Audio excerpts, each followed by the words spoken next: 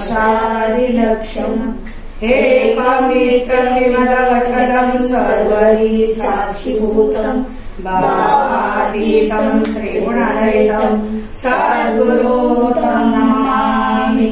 ॐ गुरुब्रह्मा गुरुविष्णु गुरुदेवो महेश्वरा गुरु साक्षात् परब्रह्म तस्मै श्री गुरुवे नमः। श्री जगद्गुरु सिद्धार्थ स्वामी महाराज की जय। सद्गुरु महादेव महाराज की जय। सद्गुरु शिवशरण माता की जय। सकल साधु संत महाराज की जय। जयाय नमः पार्वती पतेश्वर महादेव। श्री सिद्धेश्वर महाराज की जय। श्री शरणेश्वर महाराज की जय। श्री सिद्धम कृष्णाय महाराज की जय। श्री नरसा विठ्ठल की जय। गोपाल कृष्ण भगवान की जय। भारत माता की जय। शिवशरण माता की जय। श्रोत्रिय ब्रह्मनिष्ठ परम पूज्य सद्गुरु शिवशरणम माऊली यांच्या चरणी नतमस्तक होऊन आज आपण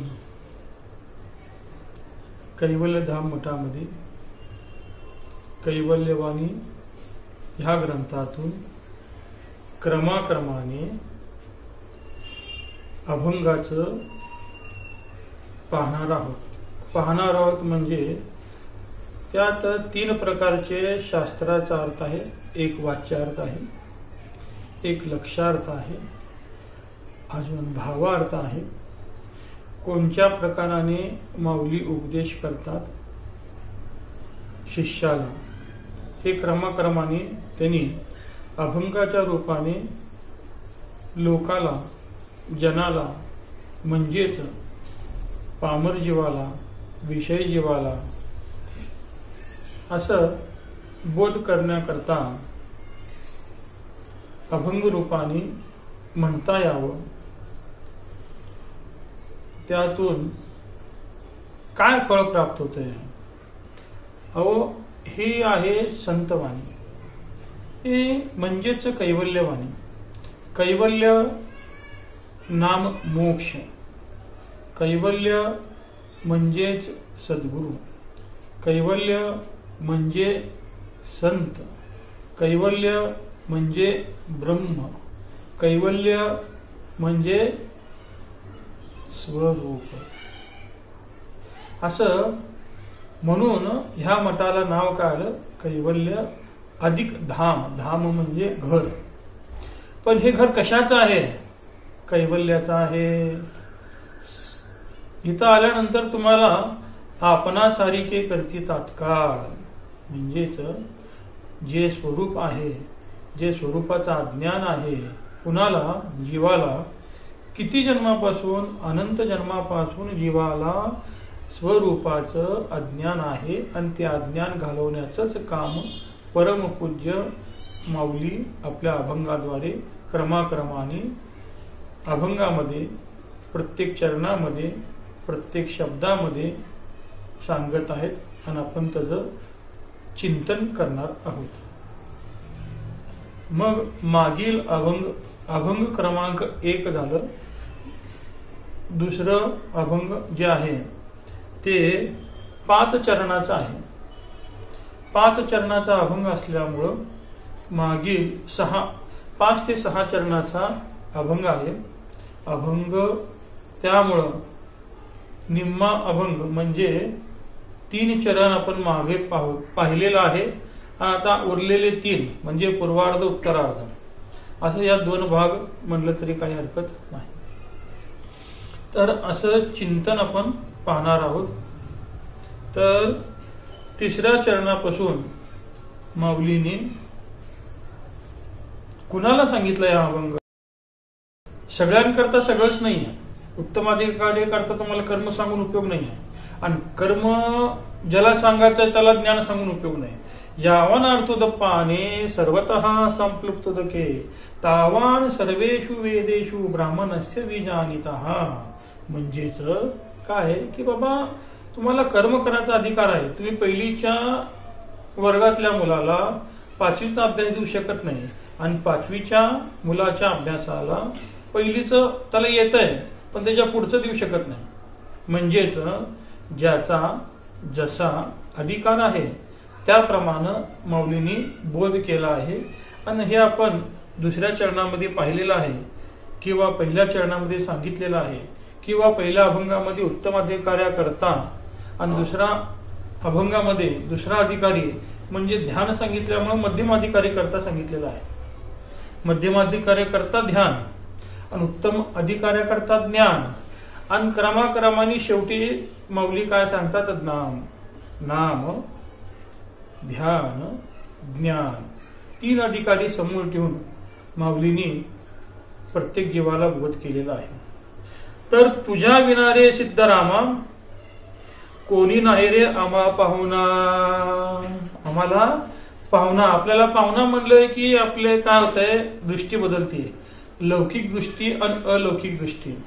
दृष्टी रेव सृष्टी म्हणजेच बघा आता पाहुणा पाहुणा कोणाला म्हणलं माऊलीने तुझ्या विना रे जे तुला सोडून तुला म्हणजे शुद्ध चैतन्याला सोडून विनारे सिद्धरामा. सिद्धरामा म्हणजे परत हे शास्त्रीय चिंतन धरून माऊलीने सगळ्यांना सांगण्यात आलेलं आहे. तुझ्या म्हणजे आता इथं दर्शक सर्वनाम कोणच दिसत नाही. तुझ्या म्हणजे कोणाला अहो तो निर्गुण ब्रह्म आहे. सर्वत्र ओतप्रोत आहे. सामान्य चैतन्य आहे. त्यामुळं तुझ्या विना रे सिद्धरामा. अरे बघा तुझ्या विना मला चाललं असतं रे कशाला लावायचं. अरे कर रे ये रे बस रे जा रे. जसं आपण साधी एक आपलं साधं व्यवहार आहे की रे म्हणल्यामुळं आपुलकीपणा वाटतं. या हो बसा हो. मग तुझ्या विना रे म्हणजे शुद्ध चैतन्य विना रे सिद्धरामा. सिद्धरामा तर सिद्धरामा कुणाला म्हणायचं.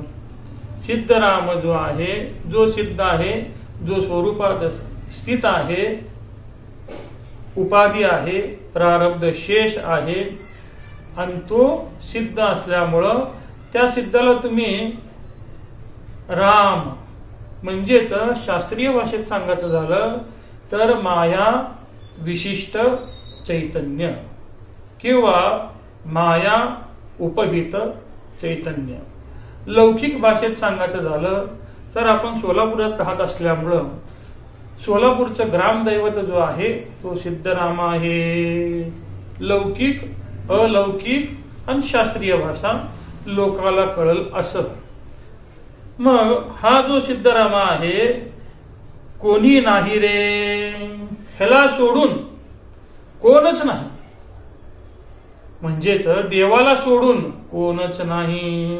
तुम्ही क्रमक्रमाने हे 4-5 जे औषधक आहेत औषधक म्हणजे शब्द सांगितलेले आहेत त्याला तुम्ही संबंध लावा. तुझ्या विनारे म्हणजे कोणा विनारे देवा विनारे संता विनारे सद्गुरु विनारे असं. तुझ्या विनारे आम्हा नाही पाहुणा. पाहुणा बघा आता पाहुणा आपण कोणाला म्हणतो. आता लौकिक दृष्टीने आपण पाहिलं तर पाहुणा म्हणलं तर आपले आत्या झालं मावशी झालं आजी झालं सासू सासरे इत्यादी तुम्ही जेवढे संबंध लावाल तेवढे. पण माऊलींचं दृष्टिकोन जे आहे ते बघा पाहुणा जे आहे हे कुणाला म्हणायचं आणि कुणाला नाही. खरंच जो पाहुणा आहे तो कोण आहे ममयांशो जीवलोके जीवभूता सनातनः मनः षष्ठानींद्रियानी प्रकृतीस्थानी कर्षती. म्हणजेच तुमच्या समोर एक जड आहे एक चेतन आहे. एक ब्रह्म आहे, एक माया आहे, एक क्षर आहे, एक अक्षर आहे, एक क्षेत्र आहे, एक क्षेत्रज्ञ आहे, असं दोन तुमच्या समोर आहेत. पण लौकिक दृष्ट्या तुम्ही पाहुण्या कुणाला म्हणता? या देहाला पकडून देहाचा जो पसारा आहे, म्हणजेच माऊलींच्या भाषेत सांगायचं झालं तर अज्ञानाची राशी. राशी म्हणजे एका ठिकाणी कशाची आहे? अज्ञानाची. हे अज्ञान आहे म्हणून तर मी आणि माझं म्हणलं ना. कुणाकुणाला मी माझं म्हणलं? सगळ्यालाच मी आणि माझं म्हणलं. एक अज्ञान समोर आहे, त्या अज्ञानाच्या पुढं तुमचं सूक्ष्म देह आहे, त्या सूक्ष्म देहामध्ये 17 तत्व आहेत, त्या 17 तत्वामध्ये तुमचं 5 कर्म इंद्रिय, 5 ज्ञान इंद्रिय, 5 प्राण, मन, बुद्धी. एक शब्द सांगितला, पण हे उपलक्षित अनुपलक्षण म्हणजे एक सांगितली की ते सगळे आले. कसं? सहकुटुंब या, बर का, एकच शब्द, पण आपण काय करतो? सगळे जण जातो. तसंच एक शब्द सांगितलं उपलक्षण, तर उपलक्षित हे सगळे आले. अज्ञान आलं, 17 तत्व आले, त्याचे 5 स्थूल देह आलं, स्थूल देहाचे 25 तत्व आले, आणि हे स्थूल देहा सोडून ज्याला मी माझं देहाला म्हणून हे पुढचा सगळा पसारा आला, राशी म्हणजे. मग हे असं असल्यामुळं माऊलींनी तुझ्या विना रे सिद्धरामा कोणी नाही रे आम्हा पाहुणा. आता पाहुणा म्हणल्यानंतर ह्यात कुणाला मी मनाचं आणि कुणाला मी मनाचं नाही हे ज्याचे त्यांनी ठरवावं. मग पुढं बघा, इथं स्पष्ट सांगितलं पहिल्यांदा. नंतर तुला शोधू कुठं, तुला पाहू कुठं, चैन नाही रे माझ्या मनाला. आता बघा, मनाला चैन नाहीये, स्थूल शरीराला नाही, सूक्ष्म शरीरामध्ये सुद्धा फक्त मनाला, बाकी 16 सोडून द्या. काही ठिकाणी 19 सांगितलंय, काही ठिकाणी ते शास्त्र चिंतन करताना कोणतरी तर्कवादी म्हणतंय की बाबा तुम्ही मन बुद्धी चित्त अहंकार 4 सांगता, मग 17 तत्व का सांगता, परत 19 म्हणा, हटवादी असंच म्हणा. नाही नाही, तसं काही नाही बाबा, हे संतवाणी आहे, उपदेश करायचा आहे, कळलं असं. जोपर्यंत कळत नाही तोपर्यंत सांगणे, जोपर्यंत कळतंय असं नाही. अहो कळत कोणाला नाही, सगळ्यांना कळतंय. असं लहान मुलापासून वयोवृद्धापर्यंत सगळ्यांचा हा अनुभव आहे. तुम्ही अनुभव घेऊन बघा. म्हणून माऊलींनी हा संपूर्ण ग्रंथामध्ये तुम्ही फक्त अनुभवगम्य आहे, अनुभवगम्य आहे, आणि अधिकार जसा जसा ज्याचा अधिकार आहे त्याप्रमाणे उपदेश केलेला आहे. मग ह्या ठिकाणी तुला शोधू कुठे, तुला पाहू कुठे, चैन नाही रे माझ्या मनाला. मनाला चैन कधी पडतंय? तुम्ही कितीही तप करा, कितीही जप करा, तुम्हाला चैन पडतंय का? पण चैन म्हणजे काय? समाधान. हे कुठं आहे मनाला? बघा, आता हे जे मन आहे, या मनाला समाधान पाहिजे, शुद्ध चैतन्याला नाही, स्थूल देहाला नाही, आणि तुमच्या अज्ञानाला नाही. त्या 17 तत्वामध्ये फक्त मनाला चैन पाहिजे, मनालाच समाधान, त्या मनालाच उपदेश आहे, आणि ते मनच, त्या मनालाच बोध आहे, इतराला बोध नाही. ते बंद आहे तरी ते मनालाच आहे, आणि मोक्ष असलं तरी ते मनालाच आहे. म्हणून काय कर, चैन नाही माझ्या मनाला. मनाला चैन नसल्यामुळं तुला शोधू कुठं, तुला शोधू कुठं, तुला पाहू कुठं. शोधण्याकरता तुम्हाला काय लागतंय? पंचकर्मेंद्रिय. तुला पाहू कुठं? ज्ञान इंद्रिय. पाहू कुठं, शोधू कुठं. कशा करता? मनाला समाधान प्राप्त करून घेण्याकरता. मग समाधान प्राप्त करून घेण्याकरताच सगळा परमार्थ आहे, आणि जे मन आहे त्या मनालाच उपदेश आहे. आणि ते मन म्हणजे ते अंतःकरण. ते अंतःकरण कृपा जोपर्यंत होत नाही तोपर्यंत 3 कृपा उपयोगाची नाहीत. म्हणजेच कुठल्या कृपा? एक सद्गुरु कृपा, ईश्वर कृपा, शास्त्र कृपा, अजून अंतःकरण कृपा. अंतःकरण कृपा म्हणजे बघा, आज काय आहे? आज एकादशी आहे, आज मुळेगावला जायचं आहे, हा नियम आहे, केलाच पाहिजे, हाची नेमाता न फिरे माघारी, असं जे एकदा नियम आहे. म्हणून पहिला काय सांगितलं? पहिल्या चरणामध्येच सांगितलं की बाबा तुम्हाला निर्वाण शब्द घातला. निर्वाण शब्द खूप महत्वाचा आहे. मरण म्हणलं नाही, जन्म म्हणला नाही, समाधी म्हणला नाही. काय शब्द आहे? निर्वाण. निर्वाण कधी म्हणायचं? मरण म्हणजे काय? स्थूल देहातून प्राण निघून जाणे, प्रारब्ध संपल्यानंतर. म्हणजेच श्रीमद भगवद्गीतेतील श्लोक वासांशी जीर्णानि यथा विहाय, त्याचाच अनुवाद म्हणजे मराठीमध्ये सांगितलेला आहे. ज्याप्रमाणे आपण जुने वस्त्र बदलतो, नवीन धारण करतो, म्हणजेच स्थूल देहातून तुमचं मन सहित प्राण जाते. मन सहित. कोणचे प्राण? प्राण उपप्राण सगळेच, पण क्रमाक्रमाने जाते. पण शेवटीच एक प्राण जात नाही, लय बलाढ्य येते. ते कुठलं प्राण? ते व्यान. व्यान जे आहे ते नकापासून शिकापर्यंत आहे. सगळेच प्राण असले तरी तो एकटा प्राण जात नाही. मग ते काय करते? तर धर्मशास्त्र म्हणा किंवा रूढी म्हणा किंवा परंपरा म्हणा की बाबा त्याचं पाय मोडा रे म्हणते. पाय मोडल्यानंतर शेवटीचा जो प्राण आहे तो निघून जातो. कुठं निघून जातो? त्या मनासोबतच जातो. ते मन काय होतंय की बाबा 10 दिवस भटकत राहतं. 10 दिवस का भटकत आहे? हे कर्मकांड. म्हणजे 10 दिवस भटकत राहतंय, ते घराच्या अवतीभोवतीच असतंय मन. त्याला स्थूल शरीर नसल्यामुळं कोणतेही व्यवहार करता येत नाही. आता आपण म्हणत नाही बाहेर वसा झाला बघा. म्हणजे काय? जो कुणाचं मन त्यात गेलेलं असतंय, मग ते उतरून टाकले की जाते. पण काही हे तितकंच खरं आहे. पण अंधश्रद्धा नको, श्रद्धा पाहिजे, अंधश्रद्धा नको.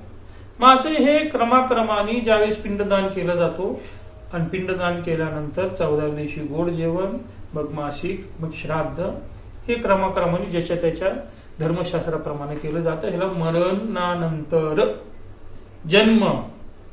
जन्म कशाला म्हणायचं? ज्यावेळेस प्राणाचा म्हणजेच मनाचा स्थूल देहामध्ये प्रवेश होतो त्यावेळेस त्याला जन्म असं म्हणतात. समाधी. समाधी, मूर्छा, सुषुप्ती. आता बघा निर्वाण कडे जायचं आपल्याला क्रमाक्रमाने. म्हणजेच सकल करण लय होय सो सुषुप्ती अवस्था. म्हणजेच तुमचं अंतःकरण लयाला पावल्यानंतर सुषुप्ती अवस्था. पण इथं मन नाही का? आहे की. इंद्रिय नाहीत का? आहेत की. पण लय झालंय. आता बघा लाईट गेली, फॅन नाही का? आहे. बल्ब नाही का? आहे. पण ते सगळे कसं लय झाल्यामुळं तिथं तुमच्या सूक्ष्म देहाशी आणि स्थूल देहाशी संबंध नाही. हे झालं सुषुप्ती. मूर्छा. मूर्छामध्ये सुद्धा तसंच आहे. मूर्छा आणि समाधी या दोन्ही मधलं फरक. मूर्छा जे आहे म्हणजे कोमा, सगळं असतंय, फक्त श्वास चालू, मनाचा संबंध नाही. प्राण आहे, त्याला मेलही म्हणता येत नाही. पण समाधी अजून मूर्छा यामधला फरक काय? तर समाधीमध्ये बसलेला योगी असेल, महात्मा असेल, साधू असेल, संत असेल, तो असं बसलेला असतं. आणि मूर्छा ज्याला आहे किंवा मरण जे आहे ते आडवं झोपलेलं आहे. एवढा दोन्ही मधला फरक आहे. मग निर्वाण. हे निर्वाण काय हो? निर्वाण काय आहे? हे निर्वाणीचे सांगितले खून सांगितली, म्हणजे लक्षण सांगितलं, नित्य नेम. नित्य नियम जे आहे त्याकरता. मग आता कर्म इंद्रिय, तुला शोधू कुठे, तुला पाहू कुठे, चैन नाही रे माझ्या मनाला. मनाला जोपर्यंत सद्गुरू उपदेश करत नाहीत तोपर्यंत पहिला उपदेश मग आदेश, आणि ज्याप्रमाणे सद्गुरू सांगितलेले आहेत त्याप्रमाणे जर तुम्ही उपदेशाचं आणि आदेशाचं पालन केलं तर तुम्हाला समाधान प्राप्त होतंय. म्हणजेच तुमचं जे मन आहे ते कशामध्ये लीन करा, चैतन्यात, तेव्हा तुम्हाला समाधान प्राप्त होत. जल कोपिले जलचरासी, माता न घेई बाळकाशी, त्याची काय होईल रे गती, तैसी झाली रे माझी स्थिती. ही स्थिती जी आहे असं प्राप्त व्हायला पाहिजे. कोणची? जल कोपिले. जल कोपिले म्हणजे बघा सुनामी. सुनामी आल्यानंतर त्या जलामध्ये, त्या समुद्रामध्ये अनेक जलचर आहेत. जलचर कशाला म्हणायचं? एक मासा आपण घेऊ, तुम्ही अनुक्रमाने त्यामध्ये काय काय आहे, अजगर आहे, साप आहे, अनेक अनेक अनेक अनेक जलचर आहेत. मग फक्त एक मासा आपण उदाहरणार्थ घेऊ. कोपिले जलचरासी. मग असं हे सांगितलं की बाबा कोपिले जे रागाला आलं, सुनामी. त्यामुळे काय झालं, सुनामी आल्यानंतर कित्येक घर विध्वस्त झाले. त्यामध्ये जलचर जे आहेत त्याला बाहेर टाकलं गेलं.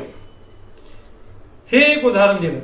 त्यानंतर अजून आता ते सुनामी कोण बघितलंय, कधी बघितलंय, कुठं आहे, कसा आहे, येत आहे, म्हणून प्रत्येकाच्या अनुभवाला येईल असं दृष्टांत दिलं. माता न घेई बाळकाशी, जनजनक भाव संबंध. माता जी आहे आता संसारी असल्यामुळं प्रत्येकाला हा अनुभव आहे. त्यामुळं अनुभव गम्य आहे की आता खास्ट सासू असली आणि लेकरू रडत असल, माता न घेई बाळकाशी. अहो माता जी आहे ती कुठं जरी असलं तरी तिचं लक्ष कुठं असतंय, लेकरापाशीच असतंय. हे निसर्गाने देवाची कृपा आहे की बाबा त्या लेकराला ज्यावेळेस भूक लागती त्यावेळी सगळं काम सोडून ती आई काय करते, लेकराला घेते. हे जनजनक भाव संबंध प्रत्येकाच्या अनुभवातलं सांगितलं. त्याची काय होईल रे गती, तैशी झाली माझी रे स्थिती. अशी स्थिती जोपर्यंत होत नाही, कोणाची? त्या मनाची. परत लक्षात घ्या, मनाचीच, तुमच्या स्थूल देहाची नाही. ते स्थूल देहाला तुम्ही, ह्या देहाला तुम्ही संपूर्ण विभूती लावू शकता, कोणतेही वस्त्र घालू शकता. म्हणून बहिरंगनकू त्यागे अंतरंगनकू धारे. म्हणून साधू श्री निश्चलदासजीने आपल्या विचारसागर ग्रंथामध्ये स्पष्ट सांगितलंय, बहिरंगायना त्यागून टाका, ते तुम्हाला काही उपयोग येत नाही, ते प्रारब्ध आधी नाही. अंतरंगनकू धारे. पण त्याची काय होईल रे गती. आता बघा, तैशी झाली रे माझी स्थिती. माझी म्हणजे मनाची. मग आता ही अशी स्थिती व्हायला पाहिजे. आता ज्याप्रमाणे मासा आहे, आता फिश टँक ठेवायची पद्धत आहे प्रत्येकाच्या घरामध्ये. आपण कुठं कुठं गेलं की फिश टँक ठेवते. फिश टँक ठेवते तर पण ते कशासाठी, कुठं ठेवायचं, ते वास्तुशास्त्राप्रमाणे. वास्तुशास्त्र वेगळं आणि वस्तुशास्त्र वेगळं. वस्तू म्हणजे ब्रह्म, वास्तू म्हणजे हे घर. मग ते इथं ठेवा तिथं ठेवा म्हणतात. कशाला? ते फिश टँकला. फिश टँकला ठेवा म्हणल्यानंतर त्यात टँक मध्ये काय असतात, फिश असतात म्हणजे मासे असतात. त्या माशाला असं बाजूला काढून ठेवा. कसं तडपडतंय. जीवना वेगळी मासुळी तुका तैसा तळमळी. ती जी अवस्था आहे तशी अवस्था जोपर्यंत होत नाही तोपर्यंत तुम्हाला ज्ञान प्राप्तीचा अधिकार नाही. असं मग पुढं काय सांगतात बघा. तुझे रूप पाहीन. तुझे परत आलं बघा. तुझे देवाचं नाव घेतलं नाही, कुणाचं नाही, दर्शक सर्वनाम. तुझे रूप पाहीन. मी डोळा मुखी नाम घेईन वेळोवेळा. यमक बघा. ज्यांना संगीताचं ज्ञान आहे, सर्वज्ञ उगी म्हणत नाहीत, सहज बोलणे हितोपदेश. तुझे रूप पाहीन मी डोळा मुखी नाम घेईन वेळोवेळा. मग तुझे रूप पाहीन. रूप कशाने पाहिलं जात आहे? कानाने, नाकाने. पाहीन म्हणजे त्रिपुटी आहे. तुझे म्हणून बघा, जे जास्त उपयोगाला येत आहे रूप. डोळे उघडले की पहिला रूप. म्हणून माऊलींनी तुझे रूप पाहीन मी डोळा. आता बघा, मी डोळ्याने रूप पाहीन.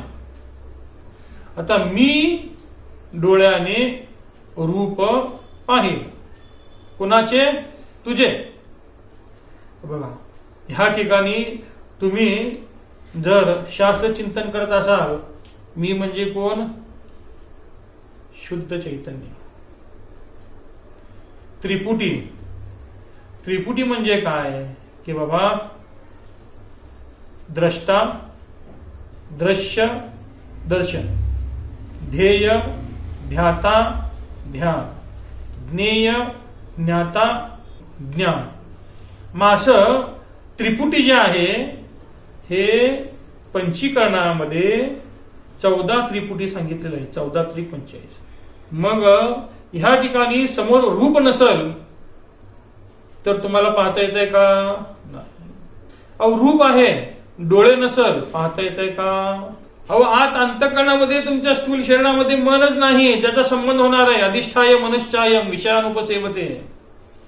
तो जर आत आहे म्हणजेच त्रिपुटी म्हणजे तिन्ही पाहिजे. समोर विषय पाहिजे, इंद्रिय पाहिजे, आणि त्याला पाहणारा जो मन आहे त्या नुसतं मन पाहत नाही, ते मन जड आहे. म्हणून मी शब्द आहे. मी डोळा पाहीन रूप तुझे. ज्याला पाहतो ते तुझंच रूप आहे. ज्याला पाहतो ते तुझं रूप आहे. ह्या करता थोडस शास्त्रीय चिंतन म्हणजे एक साधू श्री निश्चलदासजींनी खूप सुंदर कळण्याकरता उदाहरण दिलेलं आहे. कशामध्ये? विचारसागरामध्ये. ज्याप्रमाणे विहिरीतील पाणी पाटात आणि पाटातलं पाणी मिरचीत किंवा लिंबू जे विषय असेल तसंच अंतःकरण उपहित चैतन्य, वृत्ती उपहित चैतन्य, अजून विषय उपहित चैतन्य. मग हे शास्त्रीय चिंतन ज्याचं शास्त्र झालंय, यांनी शास्त्र चिंतन केलेलं आहे. नुसतं शास्त्र चिंतन करून उपयोग नाही, ते सद्गुरु कृपेतून तुम्हाला फलीभूत झालं पाहिजे, म्हणजेच अनुभवाला आलं पाहिजे. म्हणजेच तुम्हाला आता ह्या ज्ञानेंद्रियाचं सांगितलं. पुढं काय सांगितलं? मुखी नाम घेईन वेळोवेळा. कर्मेंद्रिय. कर्मेंद्रिय सांगितलं म्हणजे ज्यांनी कर्म करतात त्यांना काय सांगावं? नाम घ्या. कसं घ्या? वेळोवेळा. हे वेळोवेळा नाम घेतल्यामुळं काय होतंय? हे वेळोवेळा नाम घेतल्यामुळं तुमचं अंतःकरण शुद्ध होतंय. तुम्हाला मोक्ष मिळणार नाही. हे क्रम मार्ग आहे, परंपरा मार्ग आहे. साक्षात वर सांगितलं, पहिल्या अभंगामध्ये स्पष्ट सांगितलं, श्री विश्वनाथा तू एक अनंता तू आहे ना, ते तू पद जे आहे ते तत्त्वम पद अशी मधलं तू, यात लक्षार्थ, वाच्यार्थ, भावार्थ असं ज्ञान इंद्रियातून सांगितलंय. कर्म इंद्रियातून सांगितलं आहे, उपासना करायला सांगितलेलं आहे, ध्यान करायला सांगितलेलं आहे, नाम घ्यायला सांगितलेलं आहे. का बरं? अहो, तुम्हाला ज्ञान प्राप्त करून घेण्याकरता. म्हणून कैवल्य धामामध्ये या म्हणून सांगतात.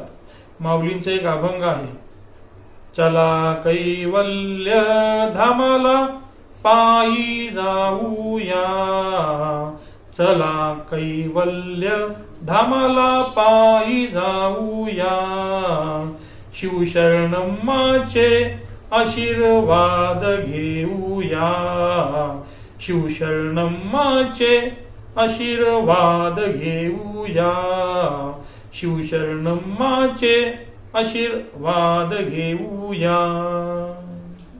मग आशीर्वाद घेण्याकरता याचं आहे, भांडण करण्याकरता याचं नाही आहे. आणि कैवल्य प्राप्त करून घेण्याकरता याचं आहे. आणि कैवल्य कशाने प्राप्त होतंय हे त्यांनी कैवल्यवाणीतून सांगितलेलं आहे. तू कृपेचा दयासागर, शिवशरणमा झाली अमर. बघा, तू कृपेचा दयासागर. बघा, आता श्रोत्रिय आहे, ब्रह्मनिष्ठ आहे, पण दया नसल म्हणून बघा वरच्या शब्दावरच्या अभंगामध्ये दया सांगितलं, कृपेचं दान दे. आणि खाली काय सांगितलंय? दयेचा सागर. सागर मध्ये तुम्हाला माहित आता सागर कसं असतंय, काय असतंय, त्यांचं अंतःकरण तसं झालेलं असतंय. कसं? दयेचा सागर. तू कृपेचा दया सागर. वरती कृपेचं दान मागितलं आणि तर त्या देवाला तू कृपेचा दयासागर आहे. ते सागर प्रमाणे त्यांचं अंतःकरण आहे, त्यामुळं शिवशरण